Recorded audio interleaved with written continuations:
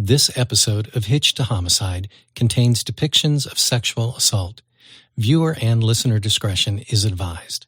If you or someone you know is a victim of sexual violence, please call the National Sexual Assault Hotline at 800-656-4673, or you can chat online at online.rain.org. All calls are free and confidential. Tuesday, July 28, 1987, Stephenville, Texas. Susan Woods is home that evening in her little house. Newly separated from her husband, Michael, she allows someone into her home. When she doesn't show up for work 2 days in a row, her father goes to check on her, and what he finds will keep police in the dark and looking for her killer for 20 years, accusing one man while her murderer was right under their noses. This is the story of Susan Woods, hidden in plain sight. Hey, y'all, I'm Chris Calvert. And I'm her husband, Rob Podorf. Welcome to Hitched to Homicide. For better or worse. Till death do us part.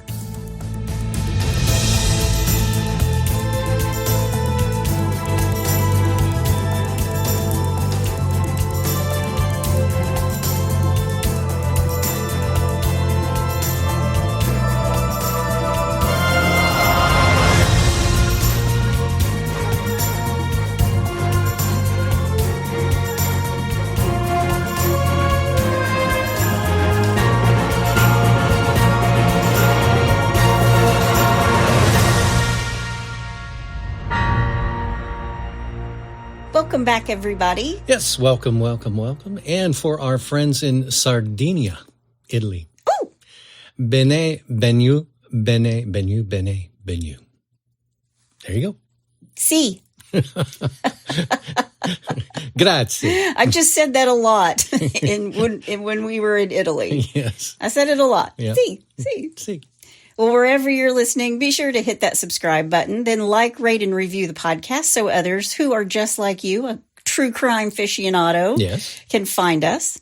And if you're watching on YouTube, hit that subscribe button below. Please. You can find us on Instagram at Hitched to Homicide or on X at H2H_podcast. And if you want true crime with us every single day, please go join our closed Facebook group, The In-Laws and Outlaws.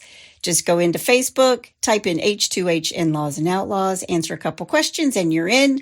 Go join. Lots of fun in there. That is our true crime family. It is, and it's a lot of fun. It is fun. And I like to post photos and other stuff in there as well. Yep. We also now have a Buy Me a Coffee link if you want to send Rob some coffee. Please He drinks it I need my coffee. every single episode. You can find that link in our show notes. We appreciate all your messages and your emails and your comments on Facebook and Twitter and Instagram. All of the above. We just appreciate your support. So thank you for being with us each and every week. Thank you. This case is a little crazy and, well, it's really crazy. And you're going to be... Like none of the other I cases. know. Well, they're all nuts. I seem to pick the ones that are really, I like, because I write thrillers and suspense novels, I like a good twist. Well, let's do this. Let's do, on a scale of 1 to 10 crazy, what would this be? This is probably a 9, Oh, wow. 9.5. Okay, we'll start scaling those. Just for the fact that the killer was right there. Oh, wow. And they let him go so many times. Okay. So everybody's going to be mad at the police force today. I'm just going to forewarn you now. All right. Before we get started, let me thank some sources. The Fort Worth Star-Telegram, Newser.com, Deseret.com, Beneath the Surface News, ABC News, Texas Monthly, Longreads.com, DGEpress.com, Statesman.com, Yahoo.com, The Cinemaholic, NBC News, and Find a Grave. All right. Well, you ready? I am. Let's do it. Susan Jeanette Atkins was born on April 6, 1957, in Gillespie County, Texas, to parents Joe and Irma Atkins. Joe and Irma. She had one brother, Ronald. And she grew up in a small town environment. She was described as a very quiet and shy girl. She had a beautiful smile, and she had beautiful brown hair. She was very close to her family, particularly her mother, and she was really known to be like this very sweet and timid girl. She just had that little Texas flair. She was a good little Texas girl, but very shy and just sort of, in her own world. She didn't really bother anybody. Right. She was just very shy. Got it. During her high school years, Susan was involved in the Stephenville High School Band, where she played the clarinet. Me too, Susan. Mm-hmm. And she formed a close relationship with her fellow clarinetist, Cindy Hallmark. Okay. Now, Susan doesn't date much during her high school years, and she didn't even attend her own prom. Like I said, she's just very quiet and reserved. But after high school, Susan worked some really long hours at a nursing home, and she was known to be extremely hardworking, and she had a very caring nature. I was about ready to say, it sounds like she'd have been very caring. Yes. Yeah. During Susan's early years, she's just really trying to have a good, fulfilling life in this tiny town of Stephenville, Texas. Sure.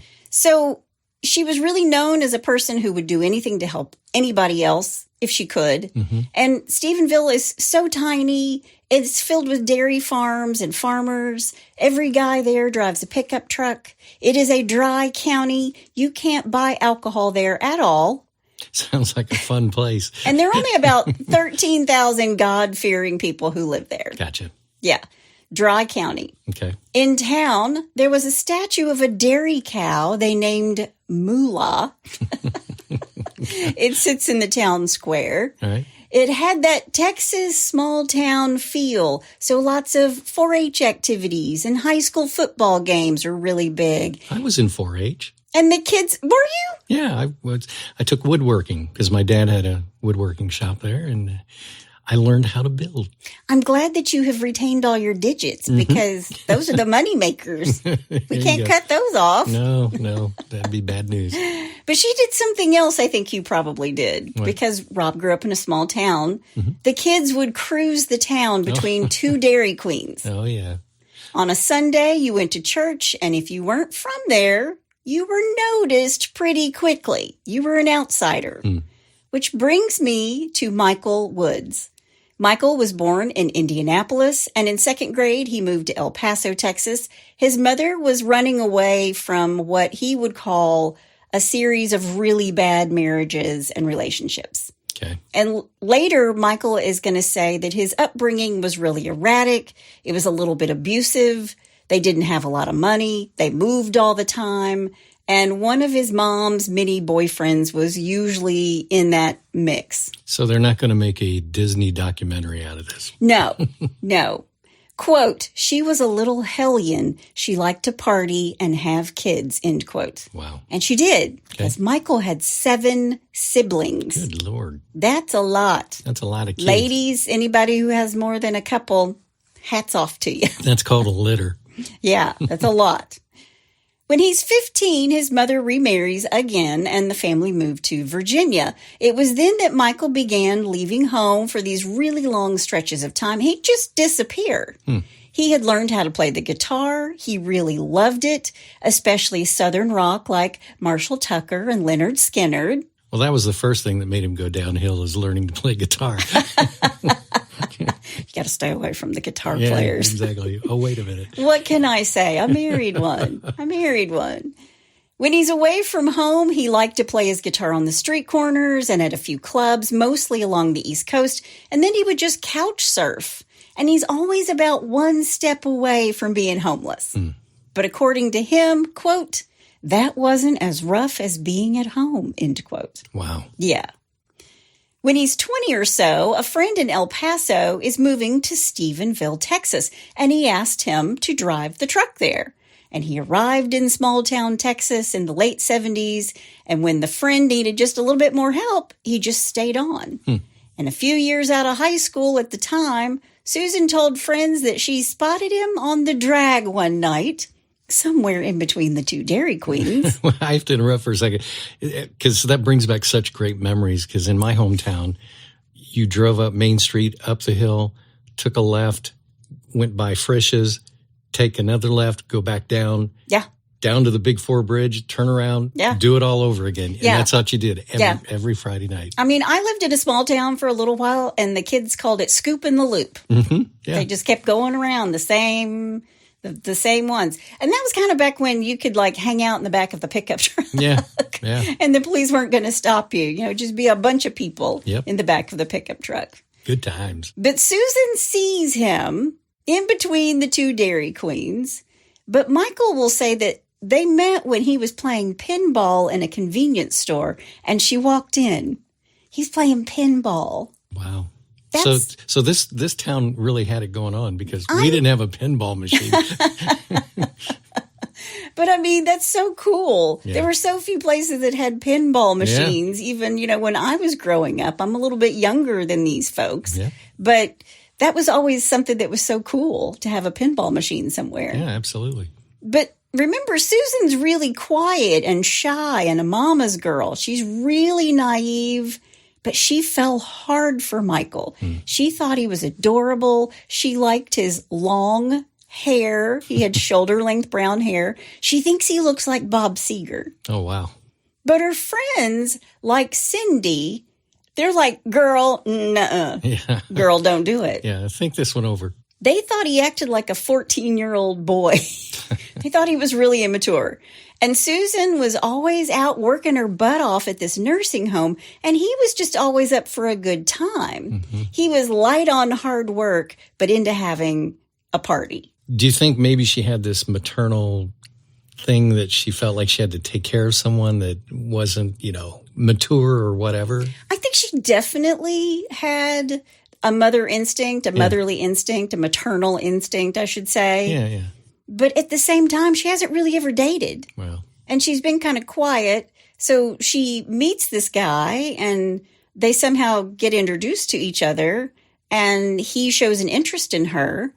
I mean, she's falling for the first guy that, you know, pays attention to her or she allows to pay attention to her. Right. But her friend Cindy doesn't like him and these two had a fight. That's their first and last fight, I read. But just because Cindy didn't like him and didn't think he was good enough for her friend, she just didn't think he was good enough for Susan. Right. And Susan's parents kind of felt the same way. When she first brought him home to meet the folks, well, it wasn't what Joe and Irma had exactly wanted for their sweet, beautiful, hardworking daughter. Imagine that. When he showed up at their home, okay, let's just stop for a second. Okay. If you're going to meet the parents, what do you think you do? Do you like put on your best face, best clothes? You want to make an impression, right? Absolutely. Well, when he showed up at their home, according to Michael, it was hotter than the hinges of hell that day. He didn't say that. He just said it was hot. It was Texas hot. Hot, like H-A-U-T, hot. Hot. And he's wearing a pair of cut-off jeans and sandals and nothing else. Oh, man. Oh, Michael. And when Irma opened the door, she's surprised to say the least. She thought it was very inappropriate to walk around without a shirt on. I do too. Not to mention not wearing a shirt when you're meeting the parents. Yeah. Wasn't exactly a good move on his part. Not a good impression. Not a good first impression. Yep. And Susan's mom and dad and Cindy were not fans. And according to Michael, Susan's dad, Joe, didn't waste any time showing him his .357 Magnum and said, quote, "If you ever hurt my daughter, I'm going to shoot you," end quote. There you go. I always said when our daughter started dating, I was like, well, looks like I'm going to have to get a rocking chair and a bigger gun. But this is Texas, so there's that long-held belief and tradition in Texas. It's God and guns, and if you break the law, you're going to meet both of them. Yep. Another reason Susan's parents and her best friend really didn't like Michael was because he never really looked for or found any steady work while he's living in Stephenville. And part of the reason was because Michael had long hair. Yeah. He liked to play guitar. He would wear this leather jacket and boots, and he had a beard, and he had a bad attitude. Mm-hmm. He rode a motorcycle around town. He's a guy with a motorcycle and a guitar, Rob. What are we going to do about this? I don't know. And she's going to marry him. Yeah. So hang on. Yeah. Oh, geez. This can't be any good. He's not a redhead. He's not a redhead. Okay. Well, I got that going for me. there were whispers around town because, this is a town everybody knows everybody else's business. Mm-hmm. The whispers around town is that he's dealing in weed. Uh-huh. Now, Michael has always denied this, but he didn't like a regular 9-to-5 job. He didn't go to church or the football games, and he just liked to lie about without his shirt on in the front yard next to his Harley, where he would sometimes lift weights. Well, if I laid in the front yard with my shirt off, the HOA would come and take me away. I'm painting a picture for you. Have I painted a good picture of Michael for you? It's perfect. Okay. Yep. He will, over the years, apparently work in a hayfield, at a Sonic, at an auto parts factory, as well as a place that made feeders for cows. But Susan's the one who's making all the money. But in 1980, Michael talked Susan into returning with him to El Paso, Texas, where his uncle had promised him a job. And soon after they got to El Paso, Susan and Michael got married. She told Michael that her parents would, quote, disown her, end quote, if she was shacking up with a man she wasn't married to. Okay. And she point blank asked him, can we get married? And he said, well, I can take the day after tomorrow off, and we can do it. What a guy. Michael, you old sentimental fool, you. What a romantic. These two head down to the courthouse and the justice of the peace all by themselves, and they get married. Okay. And when Susan told her parents, what do you think they thought? Oh, they were so thrilled. It was amazing. They were beside themselves. Michael wasn't the husband they wanted for their daughter, not by a long shot. Yeah. To nobody's surprise, the job Michael's uncle had for him doesn't pan out. And these two have to start selling off their things. They're pawning their belongings just to make ends meet. Wow. And Susan actually wrote a letter to her best friend Cindy saying that she was living off bacon bit sandwiches. Wow. Now, of course, it doesn't take long before the two of them are back in Stephenville. And here's what these two have discovered. Michael hates it in Stephenville, and Susan wanted her husband to be happy, but she didn't want to live anywhere else but Stephenville. Right. And they will, at one point, move to Indianapolis so that Michael can be near one of his siblings, a brother. But it didn't seem to matter where they tried to settle. It was always the same thing, over and over. They'd find a place, get all set up, and then Michael would want to move away. And Susan would have to quit her job, move away, sell all their stuff again, and then they would stay a month wherever they ended up, and they'd starve before they would come back to Stephenville and start all over again. So they were just living the dream. Yeah, I mean, she's trying to make him happy. She's really trying to make him happy. Wow. In 1985, Susan found a little house on McNeil Street near downtown Stephenville. She would work, and Michael mostly hung out in the yard with his shirt off, lifting weights. And he didn't get along with some of his neighbors. You know, the guys in the trucks with the cowboy hats and the hard work ethic. Yeah.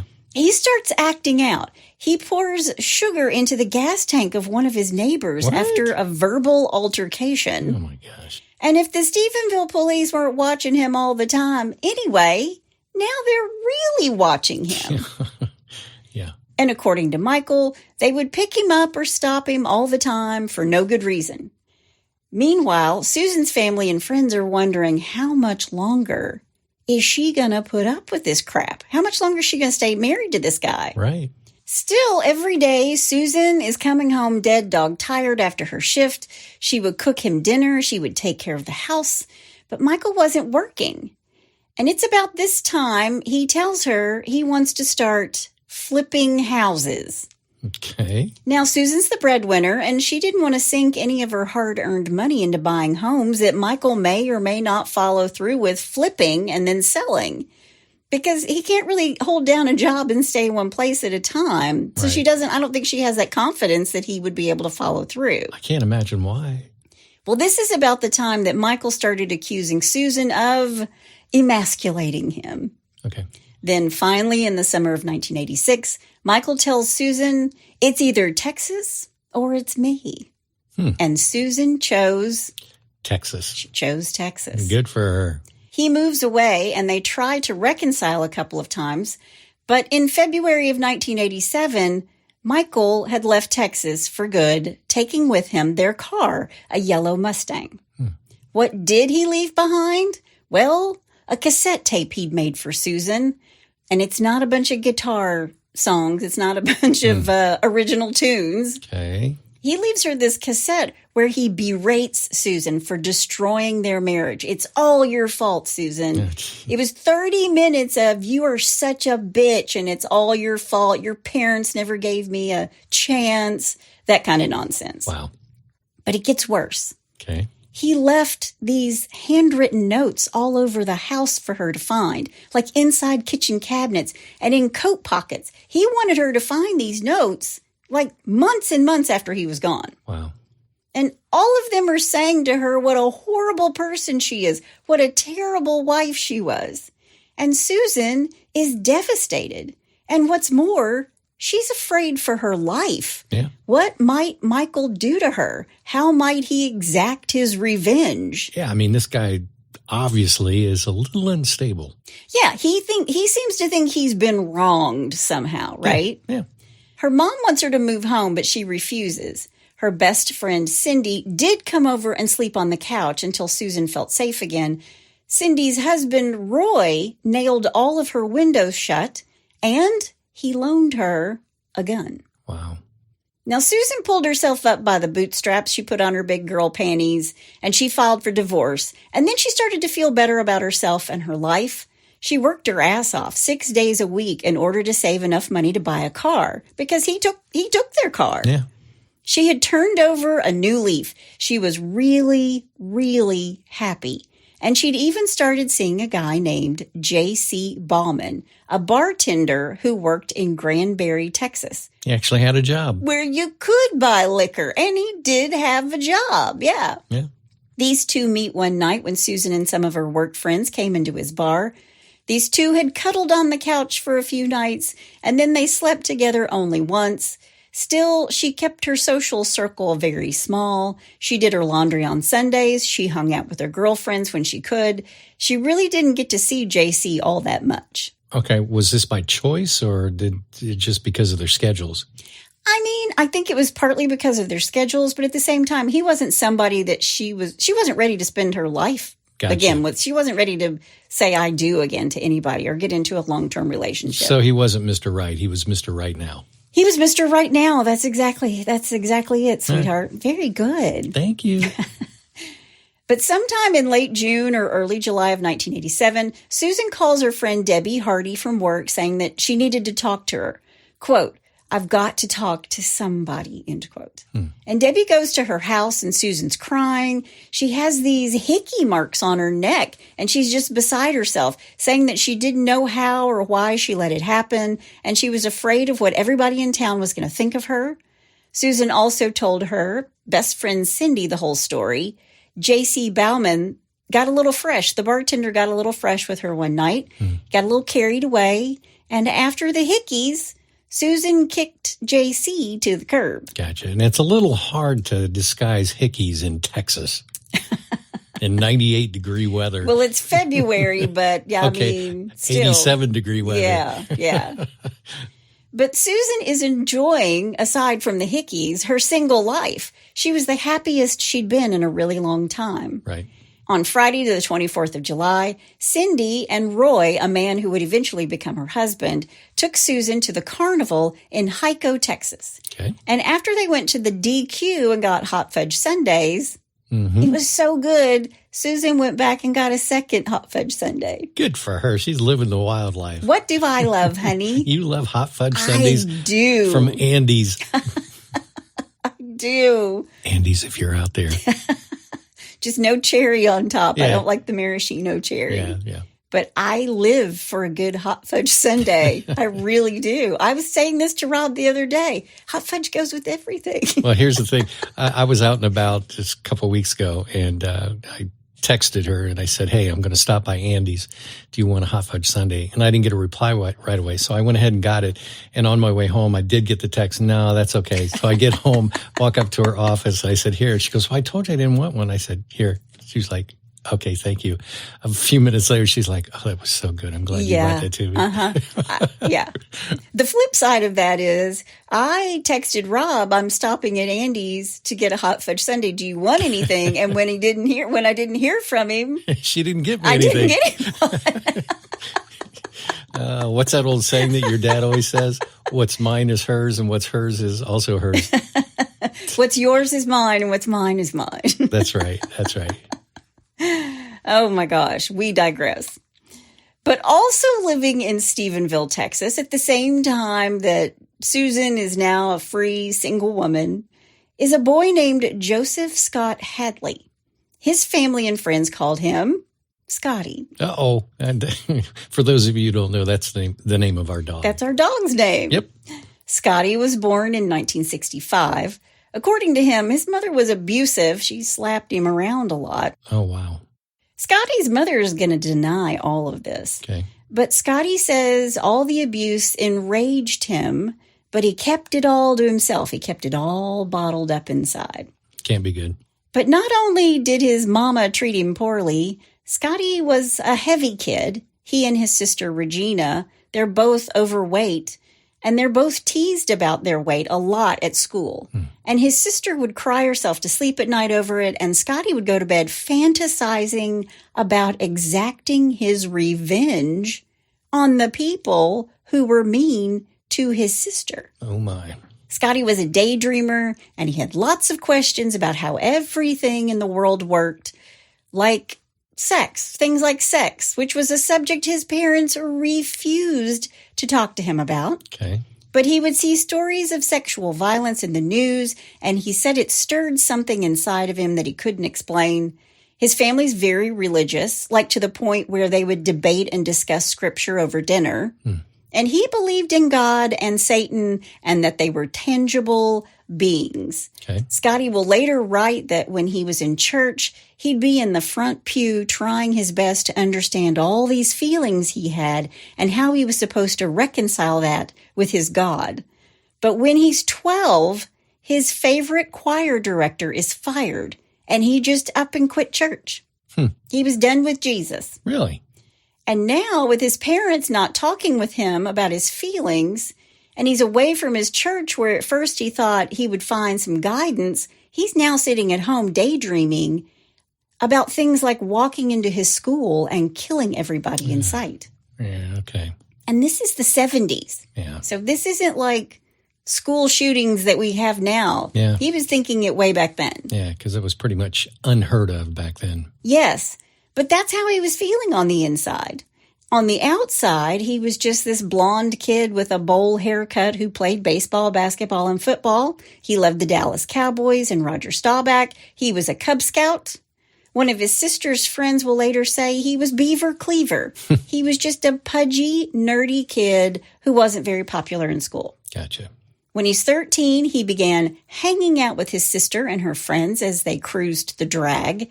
One of them one night gave him a beer, and he found that he loved the alcohol because it would slow down his overactive brain. Okay. Quote, "From the first buzz, I knew that alcohol was what I craved, what I needed, and what I had to have," end quote. It's not good. But booze wasn't his only vice, because Scotty liked porn. And back then it meant nudie magazines. Yeah. And he had a stash of them and some vodka in his parents' house. Which makes me think of Step Brothers when they're in the tree house. The tree house, yeah. And he's like, I hate your guts, but I really admire your collection. Yeah. By the time he's at Stephenville High School, he's not involved in sports anymore, and he doesn't date. He would arrange his classes so he could leave school early and help his dad at work. But interestingly enough, Scotty is Susan's best friend's cousin. So Cindy, remember Cindy, her best friend? Yeah. Cindy and Scotty are cousins. Oh, okay. And Cindy said he might have been quiet in school, but around the family, he was a pushy know-it-all. He was kind of pushy and loud. Right. Cindy's mom and Scotty's mom were sisters, and these two spent Christmases and Thanksgivings together. Scotty turned into the kid who thought he was smarter than everybody else, And when Cindy told the man who would eventually become her husband, Roy, she tells Roy, talk to Scotty, because they both loved books. But Roy didn't like the story Scotty liked to read. Which was what? Quote, Roy was kind of put off by Scotty's preoccupation with true crime. So we're contributing to the delinquency of the youth of America. Apparently, especially stories of serial killers like Son of Sam, end quote. Wow. I read that and I was like, okay. Okay. In 1984, Scotty's senior year, that was my senior year, he joined the Air Force Reserve and was training at Carswell Air Force Base in Fort Worth to become a munitions specialist. But when he graduated, he went to reservist training in San Antonio, Texas, before transferring to Colorado for technical school at Lowry Air Force Base, just outside of Denver. Okay. And while he's there, he meets a girl from Ohio. Hey, there you go. Now, Scotty had never kissed a girl. Wow. How old is he now? Well, he's out of high school, 18. Wow. I thought mine was, 13? I thought I was late. So he's never kissed a girl, and he meets this girl from Ohio, and he said it was love at first sight. After they slow danced one night to Prince's Purple Rain. On the weekends, they made love in cheap hotels, and he was just so daggone happy that he asked her to be his wife, and they got married. Good grief. Wow. Their parents and the commanding officers were less than pleased. Yeah. After training ended, Scotty didn't want to enlist in the Air Force, but his wife did. And she was stationed in Guam. And after a few months away from each other, he went there to join her. But when he arrived, he felt like something was off. Really? Quote, there was a story in her eyes I couldn't read, end quote. What does that mean?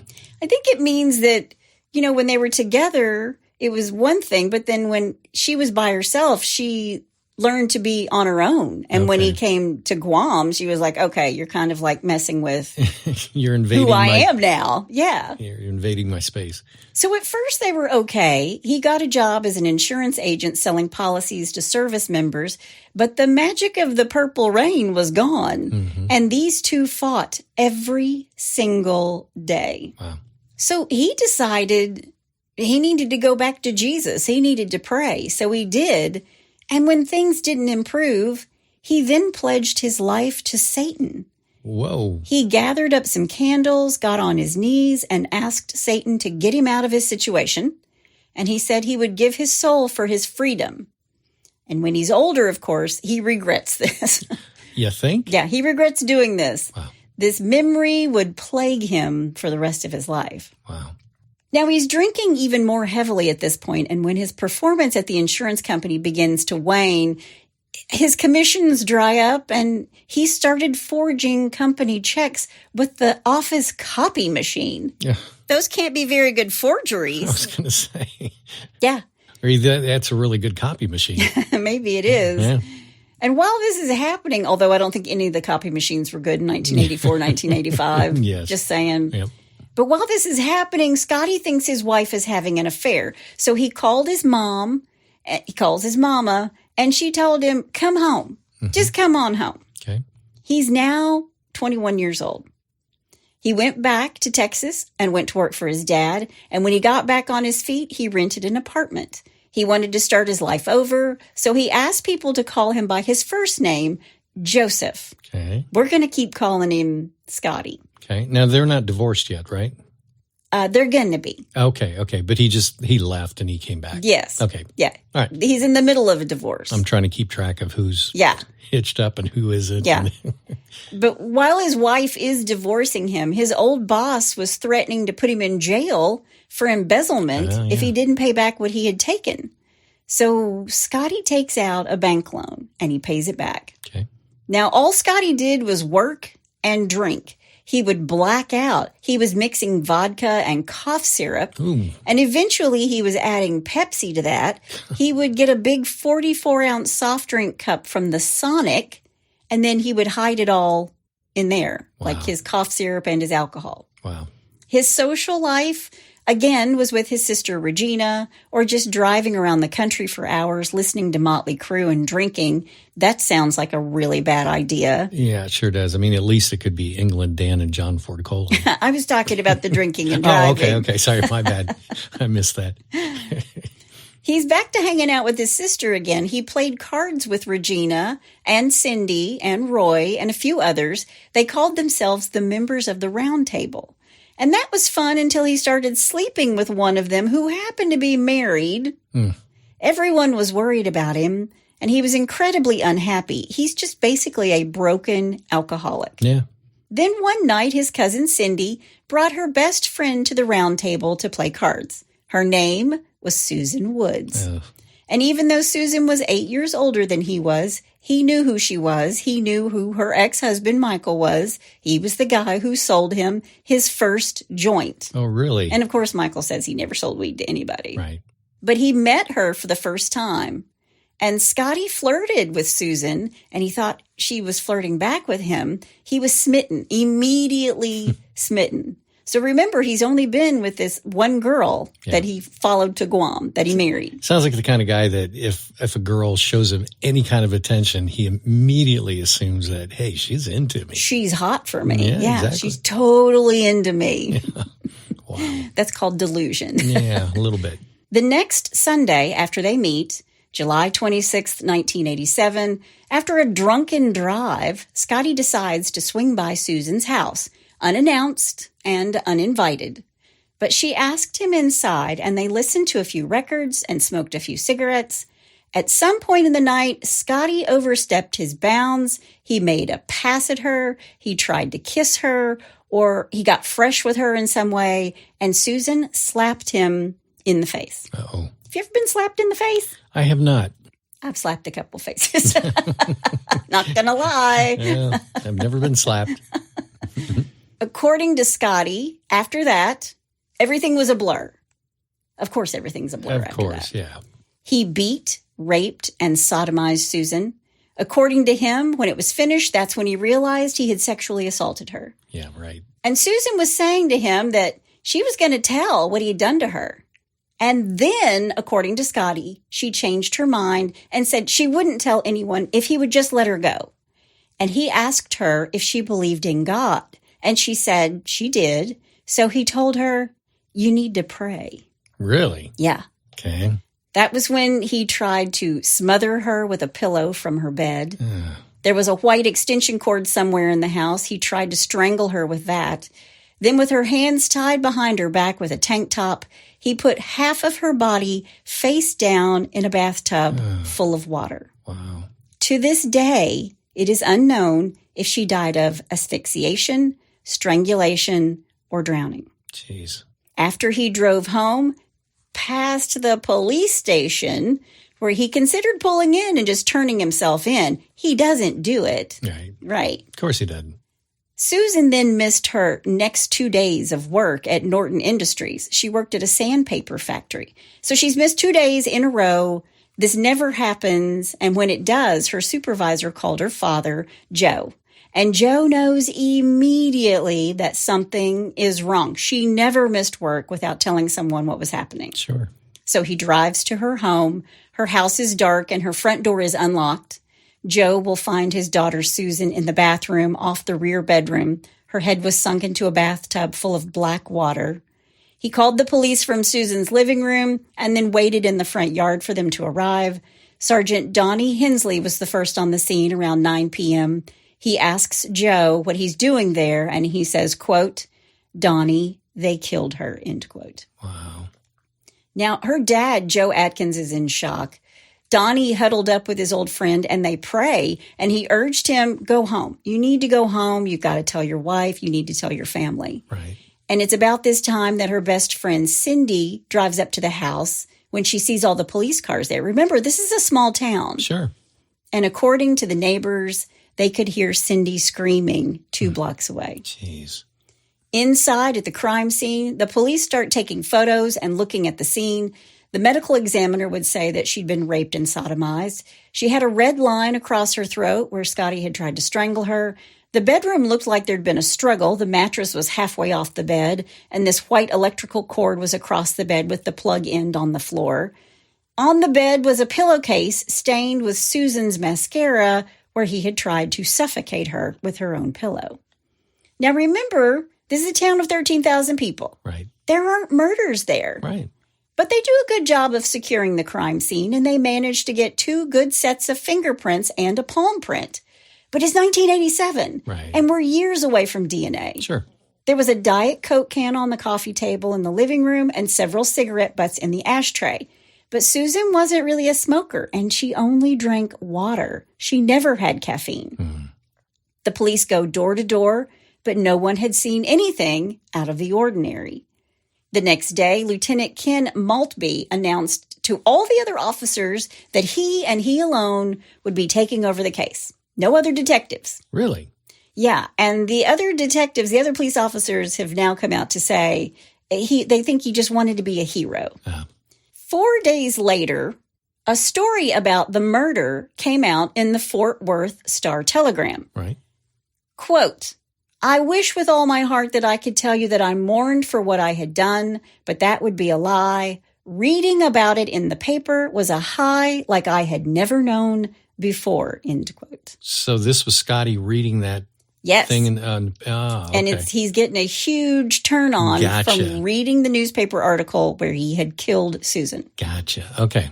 I'm with you. Scotty went to Susan's funeral and even signed the guest book. Jeez. He saw all the police officers. He wasn't even worried. And after the roundtable group got back together again, they would play cards, and during a few of their drunken nights, the group would debate over who had murdered Susan. And during these discussions, Scotty would call the local police the Keystone Cops. And later, Scotty will even say that he couldn't believe that he was never interviewed. He'd been with Susan and the whole crew just a week prior to her murder. But the police never go to these people of the round table. Right. They go to a couple of them, but not Scotty. Wow. I wonder why. They just didn't do it. Well, remember, this one guy takes over the investigation. Yeah. But Scotty continues to hang out at his sister Regina's house. He's drinking and smoking into the wee hours of the night. And it's then that he notices Regina's new next-door neighbors from Arkansas had a daughter. Her name was Shannon Myers. She's 15 years old. Jeez. Now, Shannon was a rebel-rouser. She liked to party. She would go to Tarleton State University for frat parties. And Shannon's mom, by this point, has kind of given up trying to keep her daughter on a short leash. Okay. And therefore, Shannon came and went as she pleased. I can't even imagine being at a frat party at 15 years old. I could barely handle them when I was 20. Yeah, exactly. Yeah. Shannon quickly became friends with Regina and Scotty's cousin, Melissa, because Melissa would babysit Regina's 2 kids during the summer months, and Shannon and Melissa started hanging out together that summer. Okay. Now, it's around this same time that Scotty meets Shannon. He's 7 years older than she is. These two strike up a friendship. Scotty would talk to Shannon, something that she felt others really didn't do, and he actually listened to her. And Shannon has said that she saw the sweet, caring side of Scotty. What no one knows is that Shannon is being sexually abused by someone close to her family at the same time. So she liked it that Scotty actually seemed to care about her. Right. Then one night while sitting on Regina's couch, Scotty kissed 15-year-old Shannon, and that was the beginning of their relationship. The next night, they had sex at Regina's house, which, by the way, is statutory rape. Well, yeah, I was going to say. And how old is he again at this point? What, 22, 23? 22, 23. Okay, yeah. But these two kind of fell into a routine.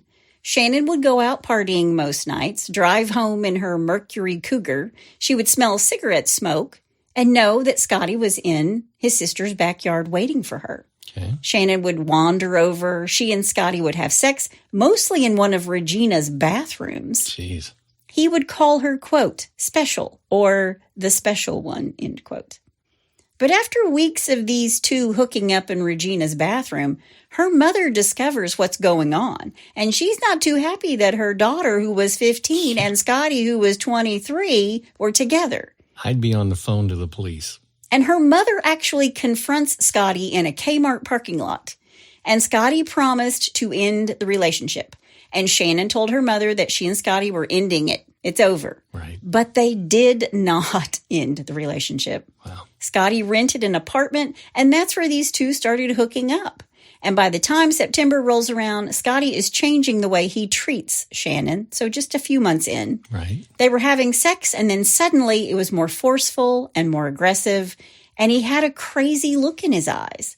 And when Shannon tells Scotty that he's hurting her, and eventually she tells him to stop, Scotty took a knife out and held it to Shannon's throat. Whoa. Now, instead of fighting, she let him have his way, mostly because she had her little dog with her that night, and the dog was growling at Scotty, and she was afraid that he would hurt her dog. Wow. But after it's over, she pushed him off of her, she picked up the dog, and she ran. And while she's walking home, Scotty pulls up alongside her in his pickup truck, asking her if he could give her a ride home. Now, at first she says no, but then he said, "I'm sorry," and the crazy look he had before was gone. So she got into the truck. He put his hand gently on her face and said, quote, "I love you," end quote. Oh, jeez. And she told him, "I love you too." But when she gets home, Shannon does tell her mother about what happened, about the assault, and her mom insisted that they go to the police. And while the police are talking to Shannon and she tells them she has this ongoing relationship, a sexual relationship with Scotty Hatley, and instead of really taking her seriously, they judged her as being a wild child. What? And they thought that Shannon was crazy. And the police were so uninterested in pressing charges that Scotty didn't even have to contest this accusation. Good grief. Yeah. So she tells them, well, we're in we've been in a relationship. And they're like, well, you're 15-year-old wild child. So what? He held a knife to your throat and forced you to have sex. So what? He raped you. And he's 22. Yeah. So that was real rape and statutory rape, right? Jeez. So Scotty's murdered Susan, now raped Shannon at knife point. And the police say to him when they meet up with him, quote, "This is a screwed up little girl," end quote. Oh, my gosh. They're like on his side. Wow. The police tell Scotty, just stay away from her. Now, they've had a sexual murder, and when another female tells them that she was raped at knife point, they didn't even think to question him about Susan's murder. Shannon was really upset that the police didn't believe her, so she cut ties with Scotty, but she continued to hang out with Melissa, the young girl, and Scotty's cousin who babysat for Regina. And she would only go to the house during the daytime when she knew Scotty would not be there. Right. But one day he did show up while Shannon was there, and Shannon overheard Scotty and Regina fighting, and Scotty is telling his sister Regina that he loves Shannon, and his sister yells at him, and she says she's only 15. Yeah. And even though he's making fun of the police being idiots, he was really worried that they were after him. He was a little paranoid even. Right. Because he lives near the police station, remember? Right. And he would see these cruisers driving past his apartment, and he would wince every single time. But all this time, he's relentlessly calling Shannon and sending her letters. He's stalking her. Right. Meanwhile, as the Susan Woods murder case moves on, Lieutenant Maltby only investigated the murder for about 2 months, and he gets nowhere. Then in October of 1987, this lieutenant took over the narcotics unit, and Sergeant Donnie Hensley, the first man on the scene and Joe Atkins' friend, takes up the case in his spare time. Okay. And when he did, there weren't any notes left behind by Lieutenant Maltby. Nothing from the people he'd interviewed. There were no notes on the murder. So he didn't keep a record of anything. Nobody really knows. Wow. So he had to start from scratch. But Susan's remains were so badly decomposed, her upper body was in the water for at least 2 days. It was still unclear whether she'd been smothered, strangled, or drowned. But there was no sign of forced entry into her home, so Susan was either murdered by someone she knew or a stranger she'd allowed into her home. Right. So, no forced entry. He thinks that it was somebody she knew. Right. And the longer he looked at the crime scene, the more he scratched his head. He interviewed her friends and family and realized that she lived this very quiet life. Okay. She had, however, called her friend over and confessed to Cindy as well that the guy she'd been dating, this J.C. Bauman, the bartender, had gotten frisky with her. Okay. and she was upset about the hickeys on her neck. Right. So they go and question JC, who seemed to be a really nice guy, and he passes a polygraph test. Right. Then they questioned Cindy's boyfriend, who would go on to be her husband, Roy Hayes. Why? Well, he had helped Susan around the house, and he had nailed all the windows shut. But according to Sergeant Hensley, Roy also played, get this, Dungeons and Dragons. And at that time, in a small town in Texas, he said it was like flirting with the devil. Oh, jeez. Playing Dungeons and Dragons. All right. They asked Roy to take a polygraph after they question him, and he too passes with flying colors. By the time they are hanging Christmas lights in Stephenville, Susan's murder is cold. It's a cold case. Right. But everybody in town was saying the same thing to Sergeant Hensley. They all knew who the killer was. Oh, really? It was that hippie ex-husband of hers. The guy who left the 30-minute-long tape about how she was a bitch and she was to blame for their divorce. Wow. And the gossipers in town weren't the only ones who believed it. Susan's parents believed it too.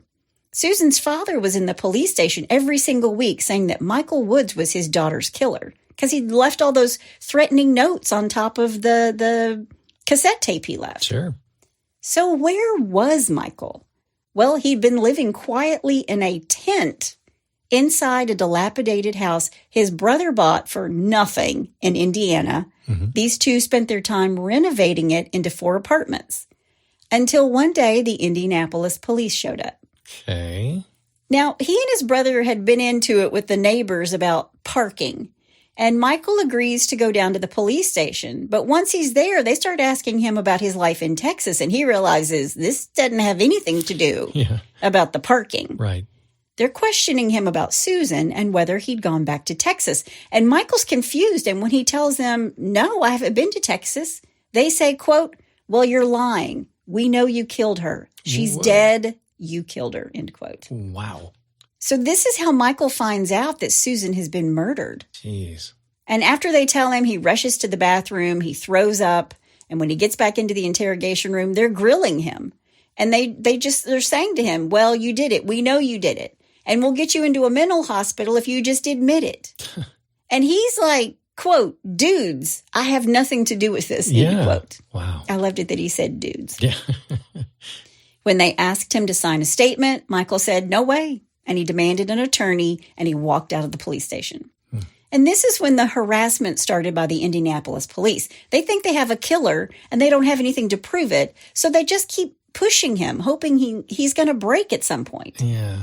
And his attorney is telling him not to cooperate in any way, but eventually Michael had over a dozen people who swore they had seen him in Indianapolis around the time that Susan was murdered. He's got an alibi. Right.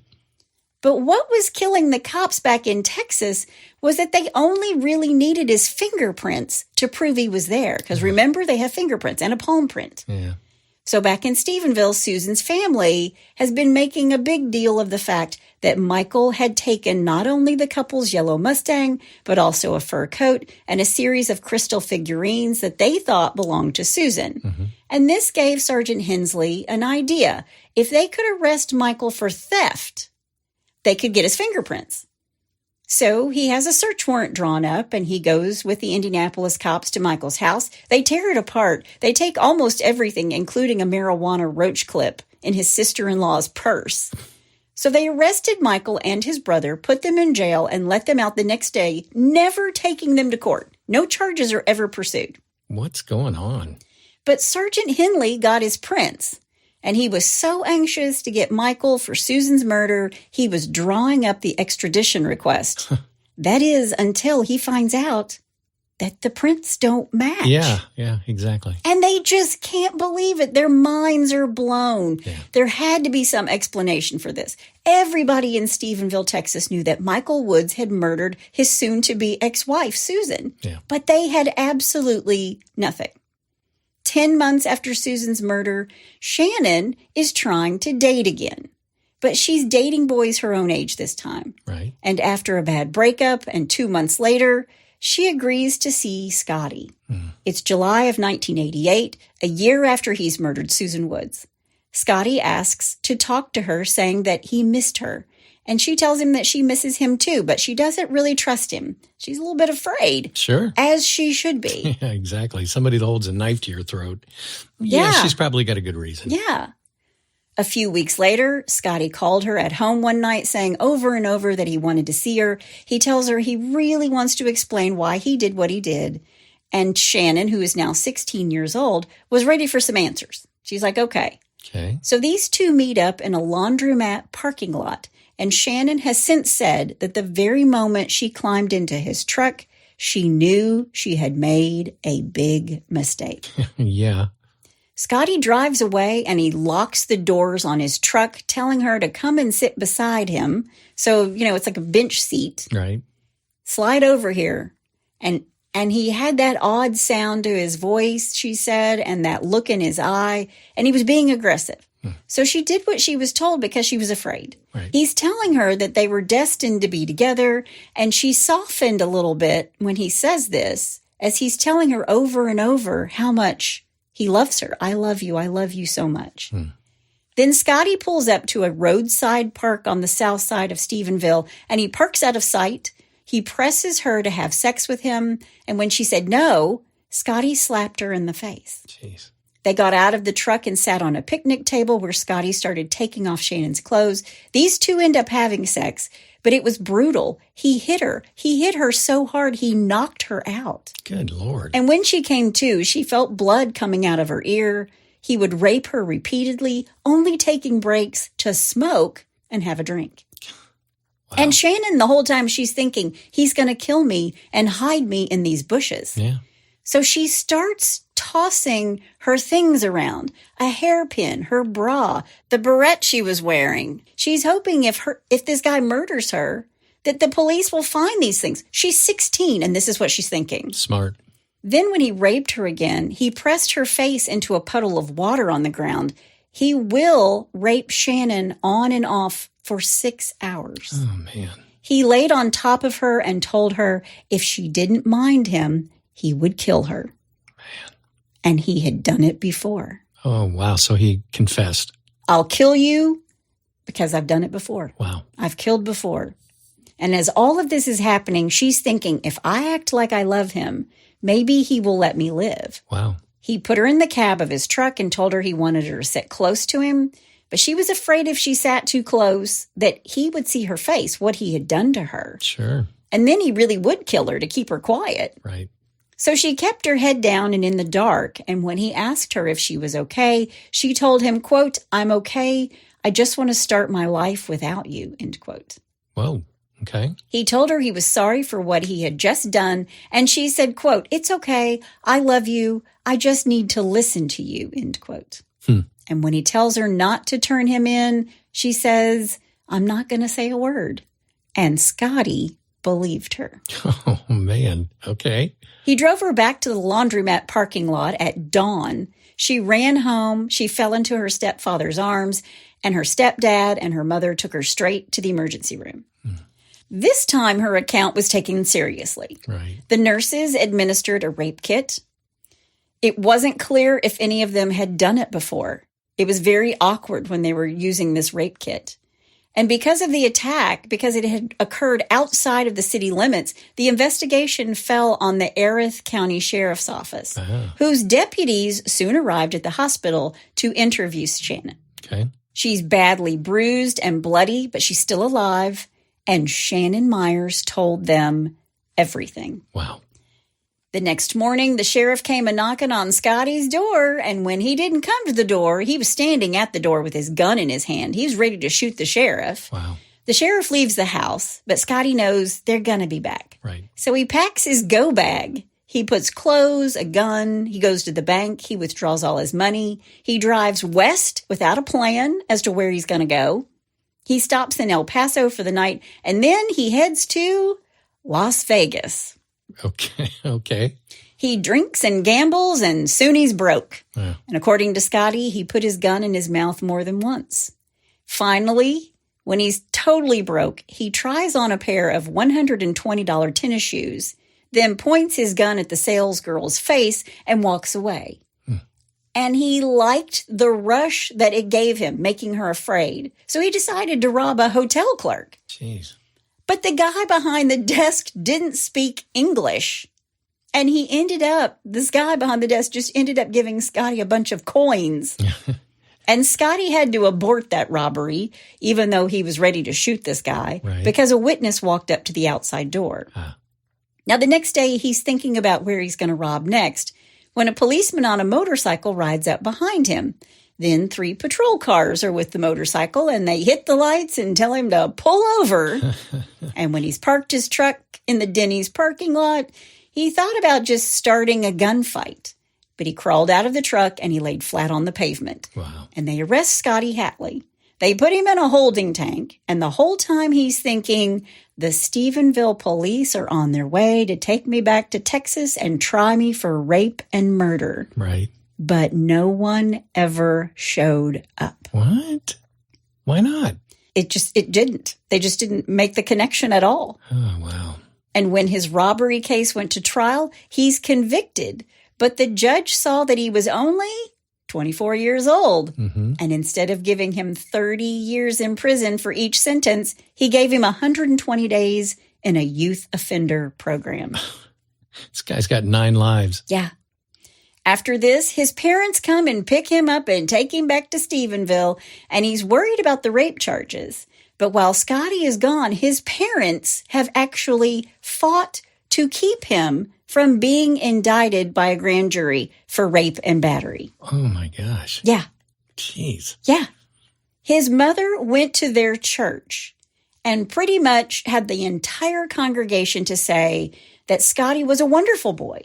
His parents hired a private investigator who attacked Shannon's character because in Texas at that time, if you could prove the victim was promiscuous, the rape charge could be dismissed. Oh, my goodness. Yeah. And Scotty was clean cut. He was from Stephenville. Shannon was an outsider. And the grand jury declined to indict Scotty. And of course, because grand juries make their decisions in secret, Shannon never really knows why. She doesn't know what went on in there. Yeah.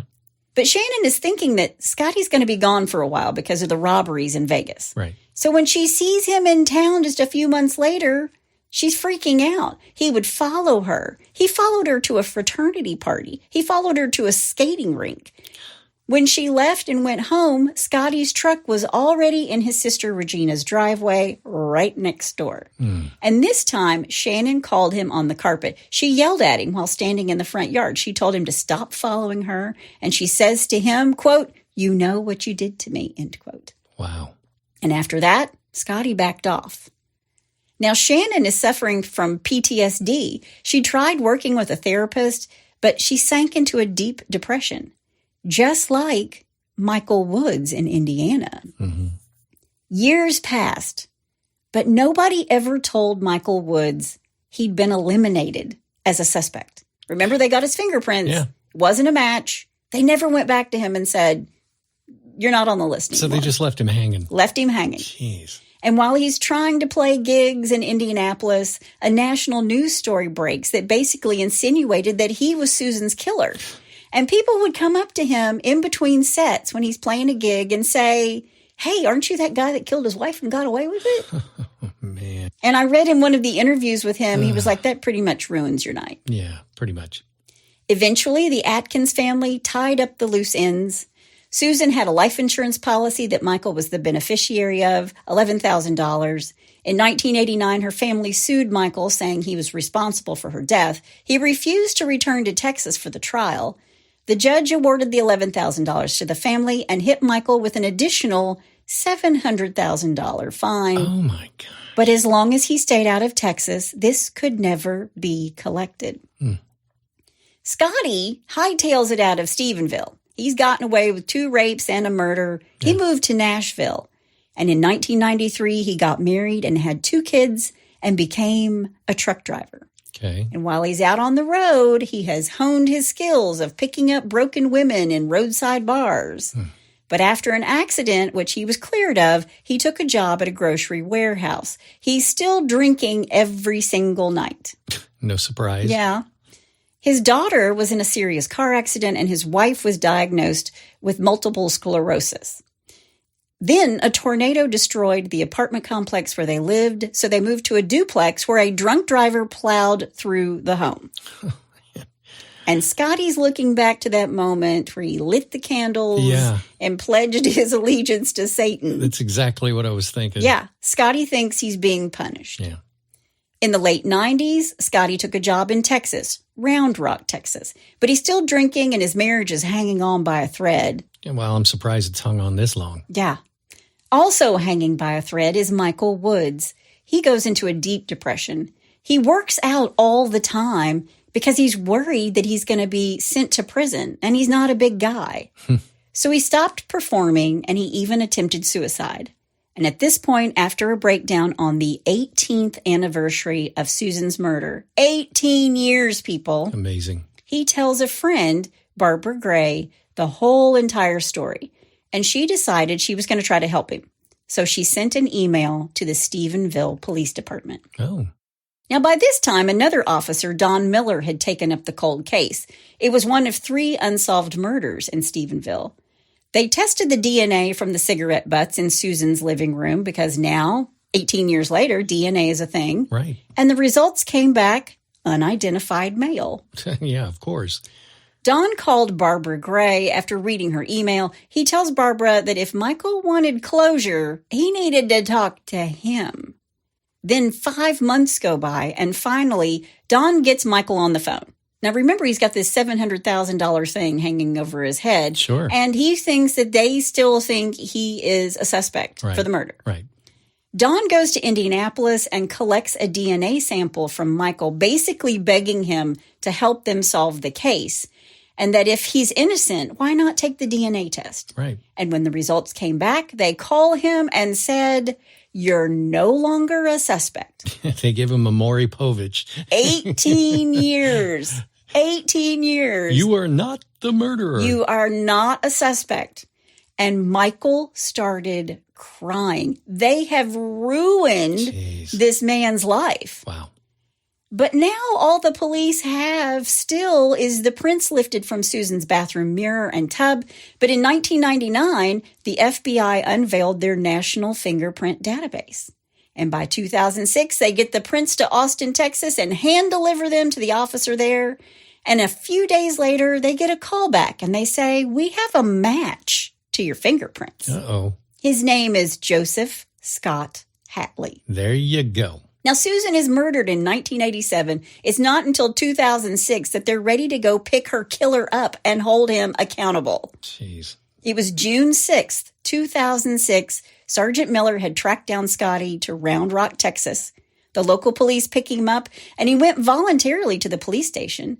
When they get him in the interrogation room and Sergeant Miller and his partner sit down with him, they tell him, this is why we're here. Right. The murder of Susan Woods. And Scotty is really calm and says, "I didn't have anything to do with that." Quote, "I might have had sex with her. I don't remember. I don't think so." End quote. Jeez. Whatever, Scotty. Yeah, whatever. They have your fingerprints. Right. And that is enough to arrest him.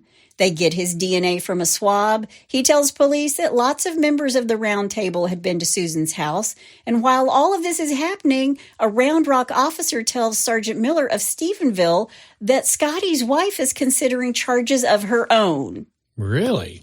For battery. Oh. He's beating up his wife who has MS. Oh, man, what a scumbag.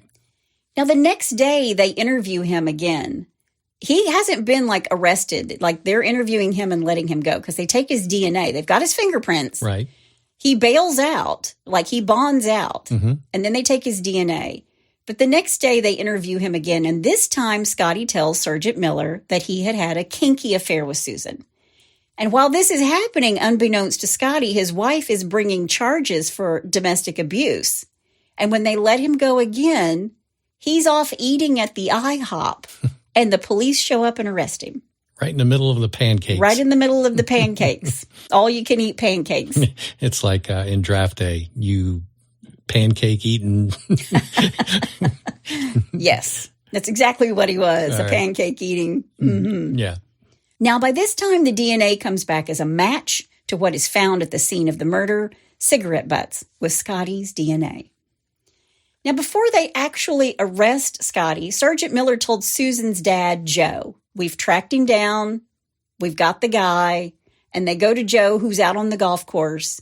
But Joe refused to believe that Susan's killer was anybody but Michael Woods. He just had it in his head. Wow. It was Michael Woods.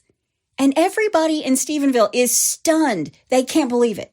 Even Susan's best friend, Cindy, and her husband, Roy, don't believe it. Jeez. By the way, when they accused Roy, it really took the wind out of his sails, and it screwed up his plan to go into law enforcement. He wanted to be a police officer. So he's still a little bit butthurt over that. Sure. But Sergeant Miller told them, well, we have the DNA evidence. It's him. Yeah. They called Michael to tell him the news. He was in the middle of taking a college class when they phoned. Quote, I hadn't had a cigarette in a year. My professor who came out with me gave me one. Wow. I needed it. I cried a little. It was surreal. They finally got him. I was beginning to think they never would, end quote. So he knew that he was no longer a suspect. Right. But they called to tell him, we got the guy. Good. Now, it took a little bit to track down Shannon Myers. She'd really gone into hiding. But after vindication and a lot of therapy, she goes on to get married. The police admitted that they had totally screwed that up. Right. Not only the first assault, which was in Erath County, the sheriff's case, it went on without prosecution. They didn't say anything to the Stephenville police when the second accusation was made. This is county and city, and this is in a big place. Wow. And when they pulled those files, what they read floored them. Because in Shannon's interview, she said, quote, he laid on top of me and told me if I didn't mind him, he would kill me. The next words were, he told her, quote, he had done it before, end quote. Yeah, right. There wasn't a trial. Scotty saw the evidence they had against him, and he cut a deal like 2 days before the trial, maybe a week. Right. And the deal was to serve 30 years. After, he was sent to the prison in Huntsville, where he found God once more. And while he was there, he wrote a manifesto. Really? He wrote about his life and why he had done the things he had done, or questioned why he had done the things he had done. Okay. In 2017, Scotty is diagnosed with bladder cancer. And the following year, he is released on good behavior after only serving 11 years of his 30-year sentence. Wow. So he killed somebody, raped somebody, and gets 11 years. Yeah. He raped two girls. Well, two girls, right. Yeah. Right. And killed somebody. Because he was a good boy. And he was abusing his wife. Jeez. Yeah. 11 years of a 30-year sentence. Wow. His cancer had gone into remission. But he goes into a halfway house. He finds a job, but then he was laid off during COVID. He moved into an RV park outside of Abilene to be near one of his daughters. He was sober for a little bit, but then started drinking again. And by October of 2021, Scotty's cancer was back and had spread to his spine. 6 weeks later, on December 9th, 2021, his landlord found him dead on the floor of his trailer. Scotty was 56 years old. Man. Now, not long after, a guy bought Scotty's RV, and when he's moving in, he found a ton of papers, all handwritten, and he'd read some of it and was freaking out. He wanted to be rid of it. He called the police, and Sergeant Miller got his hands on 200 pages. It was 200 pages about Scotty Hatley's life and why he had done the things he had. Wow. Quote, a basic investigation would have identified me in only a few days. Instead, the detectives decided it had to be the ex-husband. They honed in on him and never let up. Yet another one of my victims. Jeez. All these years later, I still do not know why I said that.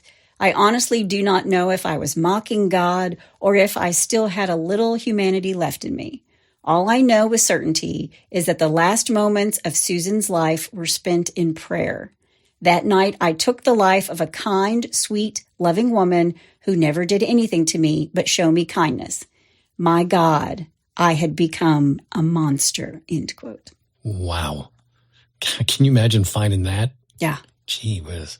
So this guy, Scotty, he just decimated so many lives everywhere he went. Yeah. And got away with it for so long. Right.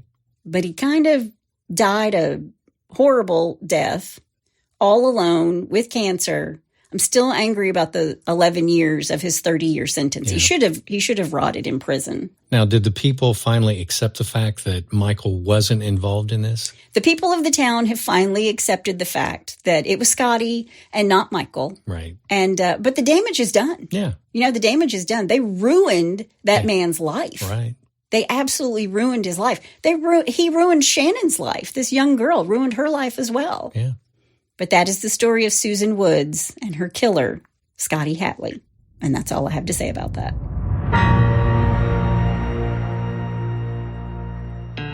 She is only one, but what if one is all that's needed? Hospice nurse Indy Luce has fallen in love.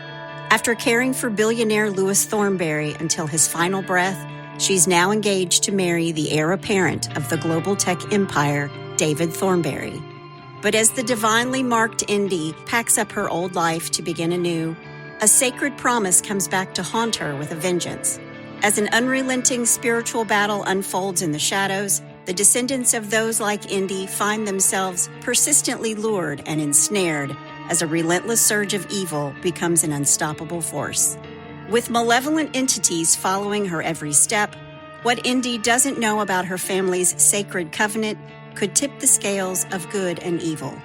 The follow-up to the paranormal suspense novel Lead Me From Temptation and Book 2 of the Divine Darkness series, Deliver Me From Evil, is now available March 29th, 2024, wherever you buy or download books, or go to chriscalvert.com. If evil prowls seeking someone to devour, can one woman seek and save that which is lost? I mean, what do you do when you're accused of something and everybody jumps on board and you had nothing to do with it? Yeah. I mean, what recourse do you have? Yeah, he had none. Gee whiz. He had none. I mean, For 18 years. 18 years. 18 years. And when they ruled him out with the fingerprints, they didn't tell him. Yeah, I mean, They just let him suffer. That's just incredulous. It's awful. It's totally awful. My heart goes out to this guy. Yeah. I mean, who knows? I don't know how great of a guitar player he was or whatever, but that was his passion. And he was trying, he was playing gigs and stuff. Yeah. And people are coming up to him in between songs. Aren't you the guy who killed his wife and got away with it? Yeah. Do we know what he's doing now? I do not know what he's doing now. I don't know what he's doing now. I know he is still alive. Shannon is still alive. Okay. And, they've had to pick up the pieces of their life. They were both really depressed for a long time. Yeah. All because of Scotty. Yeah. Yeah. Well, Michael, from one guitar player to another, I hope you're doing good. Yeah, me too. Yeah. And Shannon, my heart goes out to you too. You're a fighter. Sister, you're a fighter. Amen. All right. Well, let's lighten it up and do a little bless your heart.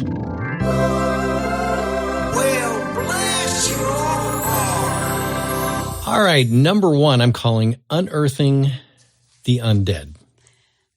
Oh my gosh, is this about grave robbers? A 70-year-old woman was sentenced to 1.5 years in prison for defrauding insurers by faking deaths and staging sham funerals while she worked at a Los Angeles mortuary. Oh my gosh. Jean Crump, 70, prepared bogus death certificates. Jean! I know. Bought a burial plot and in one instance buried a casket in a phony funeral, authorities said.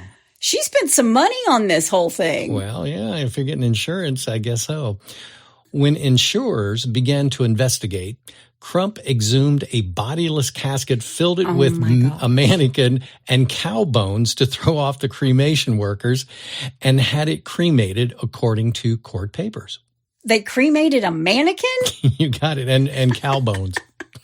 Oh my gosh. Yeah, the judge sentenced the elderly woman to prison because she showed little remorse. Yeah. If you're doing that, you don't care. If you have zero respect for the dead, you don't care. Man. All right, number two, doggy do's and don'ts. Okay. All right. A 25-year-old woman was arrested after crawling into a stranger's home through the doggy door. It's a good thing our doggy door is small. Yeah, it's actually a cat flap, but we won't tell Scotty. We don't tell that. Scotty it's cat flap. Yeah, he'd have PTSD or something. He'd be mad. Yeah. A married couple in Weatherford, Texas, was awakened in the middle of the night by a loud noise. Okay. The husband investigated and found the doggy door damaged. All right. Oh, my gosh. The homeowner doesn't have a dog and figured an animal had entered through the tiny entry. So they had a dog door, but not a dog? Well, I don't know if they bought the house and the dog door was already in, or if the dog had passed away. Okay, yeah, gotcha. Yeah. Now I'm with you. Yeah. Instead, the couple found Sarah Soto, described as a 4 feet, 11 inch tall and 110 pounds, in their bathtub, and she was naked. Oh, my gosh. Well, that is about the size of a Great Dane, so depending on who owned the house before him. Yeah. Soto told the police she was just trying to use the phone.